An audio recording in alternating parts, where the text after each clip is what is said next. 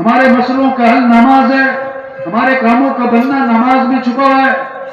مؤذن کیا کہتا ہے؟ حی علی الصلاۃ، آ جاؤ نماز کی طرف. کیوں؟ حی علی الفلاح، تمہاری کامیابی کس میں؟ نماز میں. فجر کی اذان میں اضافہ کیا، الصلاۃ خیر من النوم، الصلاۃ خیر من النوم. نماز بہتر ہے کس سے؟ سب سے پہلی کامیابی مسلمان کی فجر کی نماز پڑھنا، اور سب سے پہلی ناکامی فجر کی نماز کا چھوٹ جانا. سب سے پہلی فتح فجر پڑھنا، سب سے پہلی شکست فجر کا چھوٹ جانا. وزارت چھوڑو، یہ نہیں کہ صدر صاحب صدارت چھوڑو، یہ نہیں کہ سردار صاحب سرداری چھوڑو. نہیں میرے بھائی، کیا کرو؟ اللہ کو پہچانو، اللہ کی مانو. 5 وقت نماز، 5 وقت نماز. جو فجر پڑھے گا پھر زور پڑے گا، تو حدیث میں آتا ہے اللہ فجر سے لے کر زور تک کے گناہ معاف فرما دے گا. عصر پڑے گا عصر تک کے معاف، مغرب پڑے گا مغرب تک کے معاف، عشاء پڑے گا عشاء تک کے معاف. اور عجیب بات حدیث میں آتا ہے، جو عشاء کی نماز جماعت سے پڑھ لے، پھر فجر کی نماز جماعت سے پڑھ لے، ساری رات عبادت کا ثواب ملے گا. شوق پیدا ہو جائے نماز کا.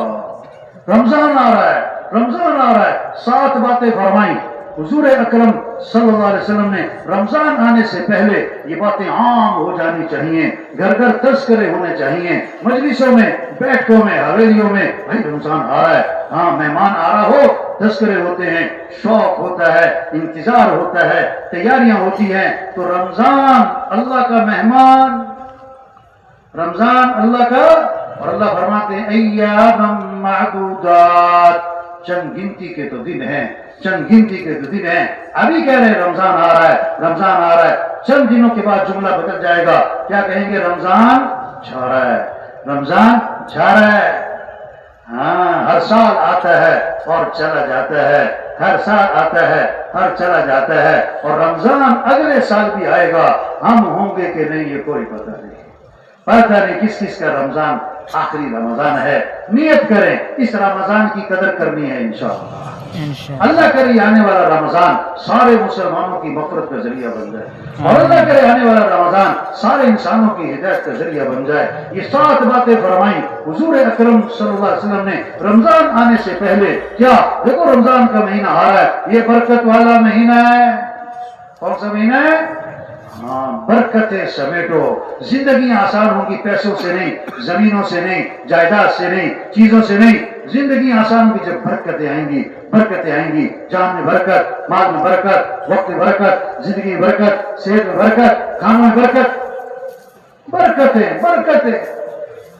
تو برکت والا مہینہ آ رہا ہے، برکت والا مہینہ آ رہا ہے. دوسری بات، اللہ اپنے بندوں کی طرف متوجہ ہو جاتے ہیں. بندوں کو بھی چاہیے کہ اللہ کی طرف متوجہ ہو جائیں. اللہ متوجہ ہوں، بندے متوجہ نہ ہوں، اللہ بھی توجہ اٹھا لے گا. تیسری بات، اللہ اپنی رحمت خاصہ نازل فرماتے ہیں. خاص رحمتوں کا نزول ہے، اپنا اپنا حصہ لے لو، اپنا اپنا حصہ لے لو، برکت رحمتیں ہیں. چوتھی بات، اللہ بندوں کی خطاؤں کو معاف فرماتے ہیں. یہ معافی مانگنے کا مہینہ آ رہا ہے. ہم سب میں خطائیں ہیں، کمیاں ہیں، کوتاہیاں ہیں. اللہ بہت معاف فرمانے والے ہیں. یہ مہینہ کس کا ہے؟ معافی مانگو، معافی مانگو. شب قدر جیسی رات رمضان کا آخر ہے. ہاں، کیا دعا سکھائی؟ میں نے بڑے روزے رکھے ہیں، قبول فرما. نہ بڑی تراویح پڑھی، نہ میں نے بڑے اعمال کیے، نہیں. رمضان کا آخر ہے، شب قدر ہے، اور سب سے بہترین رات ہے. سب سے اونچا عمل دعا ہے کہ اللہ کے رسول شب قدر میں کیا مانگیں؟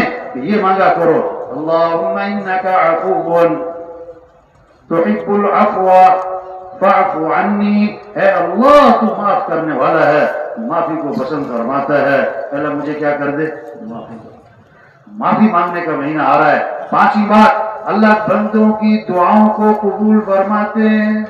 ہم سب کس کے محتاج ہیں؟ کروڑوں کمانے کے باوجود کس کے محتاج ہیں؟ صدر بننے کے باوجود کس کے محتاج ہیں؟ اربوں کمانے کے باوجود کس کے محتاج ہیں؟ تو کس سے مانگنا ہے؟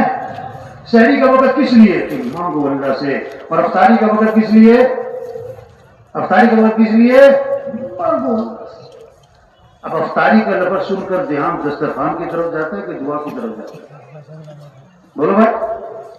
اتنا قیمتی وقت ہے مانگنے کا، سارا دن کا بھوکا ہے اور پیاسا ہے اور پیٹ کمر کو لگ رہا ہے اور زبان خشک ہوئے پڑے ہیں، اور جناب اب یہ اللہ کے سامنے ہاتھ پھیلائے گا، اللہ سے مانگے گا۔ اب جو کام پیسوں سے نہیں ہوتے، دوائیوں سے نہیں ہوتے، حکومتوں سے نہیں ہوتے، وہ کام اللہ اس کی دعاؤں سے کرتے ہیں۔ اب وہ شیطان نے کیا چکر چلایا کہ یہ دعا نہ مانگے، اس کو کس میں لگا دیا؟ سموسے لاؤ، پکوڑے لاؤ، دہی بھلے لاؤ، چاٹ لاؤ اور شربت لاؤ، سگندی لاؤ، اور جناب کیا اب سارا وقت اسی میں لگ گیا جو دعاؤں کا وقت تھا۔ کس کا وقت تھا؟ ہاں، رمضان شروع ہوتا ہے، اللہ عرش اٹھانے والے فرشتوں سے فرماتے ہیں اپنی اپنی عبادت چھوڑ دو، اب تمہارا ایک ہی کام ہے، روزے داروں کی دعاؤں پر آمین کہتے ہو۔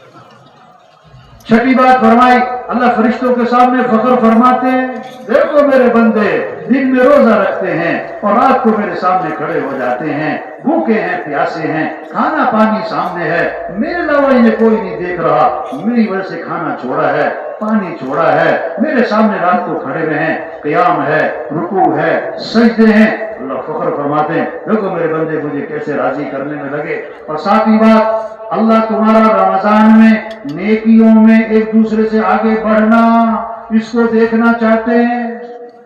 یہ نیکیوں کا مہینہ، یہ اعمال کا مہینہ، فرمایا رمضان میں کثرت کرو 4 چیزوں کی، لا الہ الا اللہ، دوسرا استغفار کی کثرت، تیسرا اللہ سے مانگو اللہ میرا ٹھکانہ جنت بنا، چوتھا اللہ مجھے جہنم سے بچا۔ یہ رمضان اعمال کا مہینہ، یہ نیکیوں کا مہینہ۔ بھئی آج تک تم نظر نہیں آ رہے، تو ہمارا سیزن چل رہا ہے، تو رمضان ایمان والوں کا کیا ہے؟ سیزن۔ اور بھائی یہاں رش کیوں لگا ہے؟ کہتے ہیں یہاں سیل لگی ہوئی ہے۔ یہاں کیا لگی ہوئی ہے؟ نہیں لوٹ سیل لگی ہوئی ہے، تو رمضان میں سیل لگ گئی۔ فرض کا ثواب کتنا ہو گیا؟ بولو۔ اور نفل کا ثواب کتنا ہو گیا؟ اور شیاطین قید ہو گئے، اور جہنم کے دروازے بند ہو گئے، اور جنت کے دروازے کھول دیے گئے، اللہ کی رحمتیں برس رہی، سیل لگی ہے، لوٹ لو، اللہ کو اپنی نیکی دکھلاؤ۔ 7 باتیں فرما کر حضور صلی اللہ علیہ وسلم کا لہجہ سخت ہو گیا، الفاظ میں شدت آئی۔ آپ نے فرمایا بد نصیب ہے وہ شخص جو اس مہینے میں بھی اللہ کی رحمت سے محروم ہے۔ کتنے لوگ ہیں رمضان آتا ہے اپنی رحمتوں برکتوں کے ساتھ اور چلا جاتا ہے، اور وہ رمضان سے فائدہ نہیں اٹھاتے، ان کی زندگی میں تبدیلی نہیں آتی، وہ رمضان میں بھی گناہوں کو نہیں چھوڑتے۔ جب ایمان بنے گا، شوق پیدا ہوگا، رمضان ہے، وہ ہوا رمضان آ رہا ہے۔ ایک حدیث میں آتا ہے اگر رمضان کا پتہ لگ جائے لوگوں کو کیا فضیلت، کیا اجر، کیا ثواب، تو لوگ تمنا کریں گے کہ سارا سال رمضان ہی رہا ہے۔ یہ محنت ہے، شوق پیدا ہو، مجھے اللہ کو راضی کرنا ہے۔ کھانا کب اچھا لگتا ہے؟ جب بھوک زیادہ ہو یا کھانا عمدہ ہو؟ سن رہے کہ سو رہے؟ تھک تو نہیں رہے؟ نہیں تھکے نا ابھی؟ جب کھانا کب اچھا لگتا ہے؟ جب بھوک زیادہ ہو یا کھانا عمدہ ہو؟ ہاں ماشاءاللہ سمجھدار ہیں۔